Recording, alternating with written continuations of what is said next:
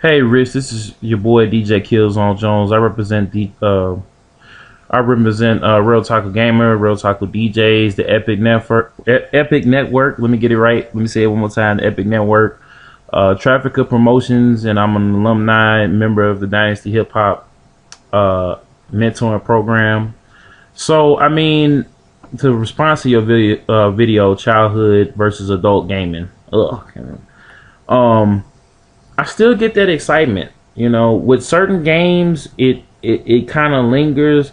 I want a game. I've moved away from just wanting a flashback bang game to wanting an experience. I don't want, what I'm saying? I don't want to just like back to McCartney. This was an experience for me when I was a child. It still is today, just because reading the old late '80s, early '90s gritty Spider-Man comics, and watching the TV show, the '90s series, and even I even watched the Spider-Man and His Amazing Friends series too. It's just I want an experience now. I want more games like Metal Gear and BioShock and even God of War, for the story, the experience, the immersion, like Watch Dogs at E3. I think that's gonna take over, not take over, but sit right next to Assassin's Creed, but moving into a more modern setting. I just hope I'm interested to see what Assassin's Creed 3 goes, because that's moving it into the American Revolution territory and all that good stuff. So hopefully we see a modern Assassin's Creed sometime, but if not, they stay doing period pieces.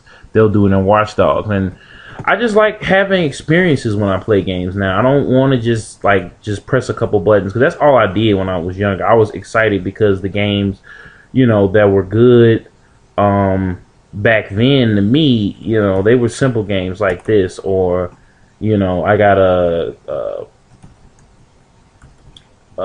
other classic games that I had. My Genesis actually broke, and I'm actually mad. And it's good to kind of have a well-rounded gaming catalog too, because I think a lot of people, once they grow older, if they only got to play a couple of games when they were younger, like they only got Madden or they only got Pokemon, that's all they play. And after a while, if they don't stick with that style of game or that series of games, or if they get burned out on it, they stop playing games completely. And childhood gaming, it's like you said, the responsibilities are less, and then you don't know a lot of stuff. But now the trick for the developers nowadays, and Nintendo is failing. Well, I would say they're failing, because even with Zelda games, I still feel immersed in it. They have to have an experience. It can't just be, this is like Maximum Carnage. You had the story, but if you skip past it, all it is a beat 'em up. And if this was in an arcade, like Streets of was Streets of Rage, I forget. But if it was in an arcade like Gauntlet or Teenage Mutant Ninja Turtles and stuff like that, you would not even pay attention to the story. When you're younger, you don't pay attention as much to the story. I've had EGMs that I've read over and over and over again, and before I had to pitch them, as I got older, so I can understand the language, the lingo, the jargon, the text speak. And that's how I've progressed. That's how I've progressed as far as becoming a gamer and becoming a journalist. I take pride in what I do. And same thing could even be said with Yu-Gi-Oh. I still duel. I still